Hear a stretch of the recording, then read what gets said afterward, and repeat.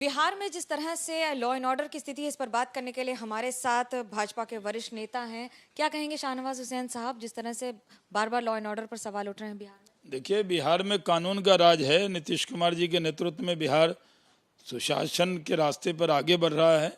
ठीक है, एक ज्वेलरी की दुकान आरा में लूट गई थी, तुरंत पकड़े गए, सारी रिकवरी हुई।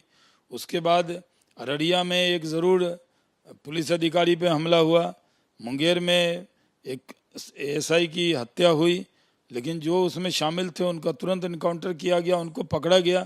तो बड़े राज्य में जहां पूरे राज्य में सुख शांति है, अमन चैन है, उसमें एक दो घटना जरूर हमें विचलित करती हैं, लेकिन उस पर सख्त कार्रवाई होती है। यादव के परिवार से फिर से इस तरह की बातें हो रही हैं सरकारी अधिकारियों को लेकर, कर्मचारियों को। नहीं, वो लालू जी के बड़े बेटे तेज प्रताप जी पुलिस वाले से कह रहे हैं कि ठुमका लगाओ नहीं तो तुमको सस्पेंड कर देंगे।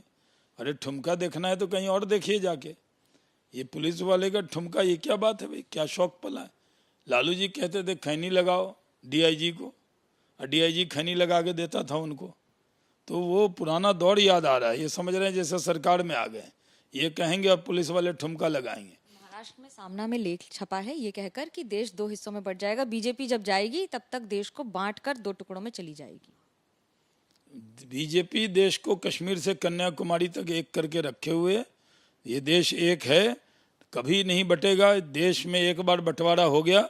ये नरेंद्र मोदी जी के नेतृत्व में ये देश एकता के रास्ते पर चल रहा है।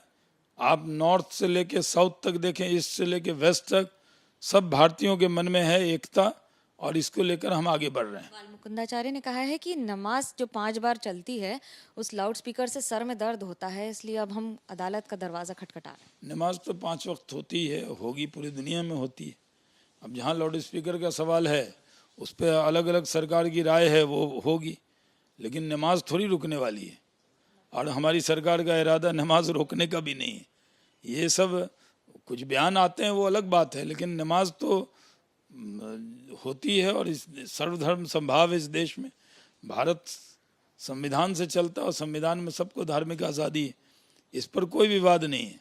और हमारी सरकार पूरी सर्वधर्म संभाव के रास्ते पे चलती है, सबका साथ, सबका विकास, सबका विश्वास, और इसलिए इसमें कोई भ्रम पैदा नहीं होना चाहिए। केंद्रीय मंत्री नितिन गडकरी जी ने कहा है कि जो सबसे ज्यादा शिक्षा की अगर किसी को जरूरत है तो मुसलमानों को। कैसे बात है, मैं पूरी तरह सहमत हूँ। मुसलमान शिक्षा में बहुत पीछे हो गए हैं, तरक्की में पीछे हो गए हैं, तो उसके लिए मुसलमानों को शिक्षित करना ये बहुत ज़रूरी है और देश हित में है।